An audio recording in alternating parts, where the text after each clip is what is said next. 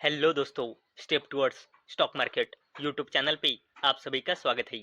तो दोस्तों, defence sector को लेकर एक ज़बरदस्त अपडेट आई है और दोस्तों आज के इस वीडियो में हम उसी डिफेंस अपडेट को पूरा डिटेल में समझने वाले हैं। और इतना ही नहीं तो इस अपडेट के चलते हम किन किन कंपनियों को स्टडी कर सकते हैं ये भी हम देखने वाले हैं। तो चलो वीडियो स्टार्ट करते हैं। तो दोस्तों हम यहाँ पे इस वीडियो का हेडिंग पढ़ सकते हैं। DAC clear record rupees 3.60 lakh crore defence procurements 114 Rafale jets and 6 P-8I aircraft among major approvals. तो चलो इस अपडेट को डिटेल में समझते हैं। तो दोस्तों, रक्षा मंत्री राजनाथ सिंह की अध्यक्षता में डिफेंस एक्विजिशन काउंसिल ने गुरुवार यानी कि 12 फरवरी 2026 को लगभग 3.60 लाख करोड़ रुपए के कैपिटल एक्विजिशन प्रस्तावों के लिए एक्सेप्टेंस ऑफ नेसेसिटी यानी कि AON को मंजूरी दे दी है।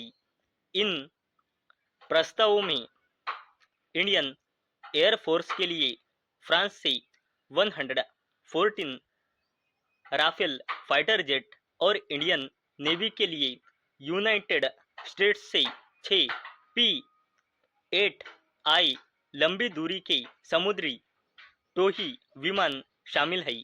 रक्षा मंत्री के अनुसार IAF के लिए AON यानी कि एक्सेप्टेंस ऑफ नेसेसिटी को 114 मल्टी रोल फाइटर एयरक्राफ्ट, लड़ाकू मिसाइलों और एक airship based high altitude pseudo satellite खरीदने की मंजूरी दी गई थी।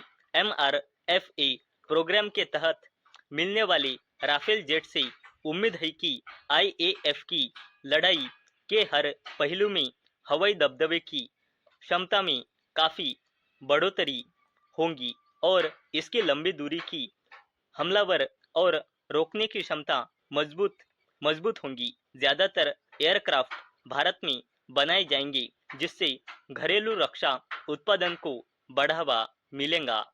और दोस्तों, मंत्रालय ने आगे कहा कि ये लड़ाकू मिसाइलें IAF की जमीन पर खड़े होकर हमला करने की क्षमता को और बढ़ाएंगी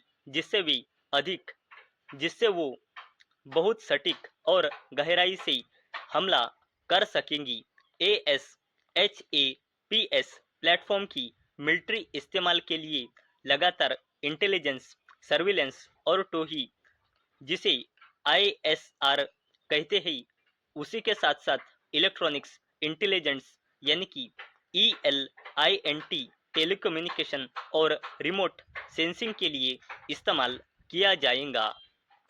और दोस्तों, इंडियन आर्मी के लिए DAC ने एंटी टैंक माइंस खरीदने और armed recovery vehicle T-72 tank और इन्फेंट्री कॉम्बैट व्हीकल प्लेटफॉर्म के ओवरहॉल के लिए AON यानी कि एक्सेप्टेंस ऑफ नेसेसिटी दिया।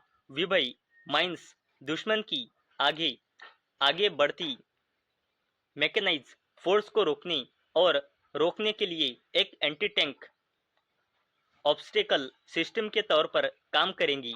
इसमें कहा गया है कि मौजूदा आर्म्ड प्लेटफॉर्म के ओवरहॉल का मकसद उनकी सर्विस लाइन बढ़ाना और ऑपरेशनल रेडीनेस पक्का करना है। इंडियन नेवी को US से 6 और P-81 long range maritime reconnaissance aircraft के लिए एक्सेप्टेंस ऑफ नेसेसिटी यानी AON मिला है।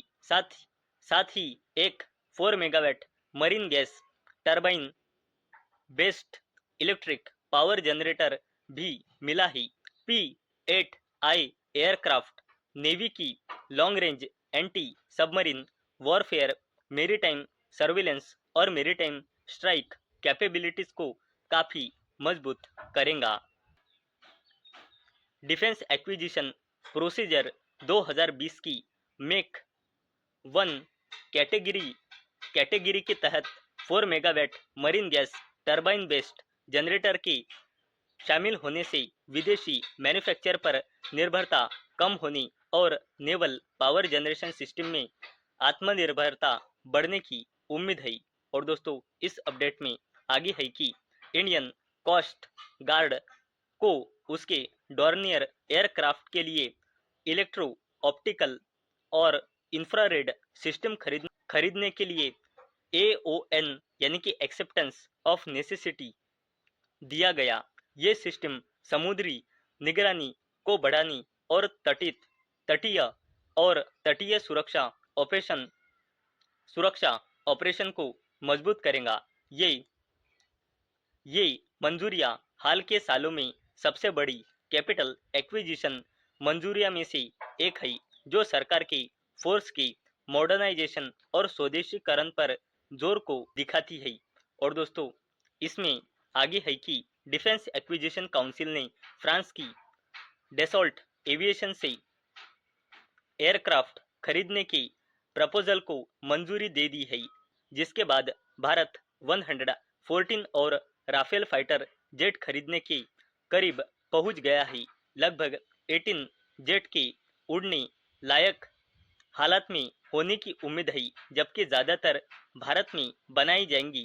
अगर कैबिनेट कमेटी ऑन सिक्योरिटी से मंजूरी मिल जाती है तो भारत के राफेल फ्लीट में 176 एयरक्राफ्ट हो सकते हैं, जिससे फाइटर स्क्वाड्रन की कमी और प्रोडक्शन में देरी की चिंताओं के बीच इंडियन एयरफोर्स को मजबूती मिलेंगी।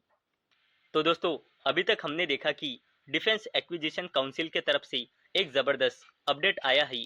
और दोस्तों इस अपडेट के चलते हम Hindustan aeronautics limited, Bharat electronics limited और भारत डायनेमिक्स लिमिटेड और अस्त्रा माइक्रोवेव इन जैसी ज़बरदस्त कंपनियों को स्टडी कर सकते हैं। तो दोस्तों मुझे उम्मीद है आपको ये वीडियो पसंद आई होंगी। तो दोस्तों अगर आपको ये वीडियो पसंद आई होंगी तो इस वीडियो को लाइक करें और चैनल को सब्सक्राइब करें। और दोस्तों मैंने ये वीडियो सिर्फ और सिर्फ एजुकेशन और इन्फॉर्मेशन पर्पस के लिए बनाई है।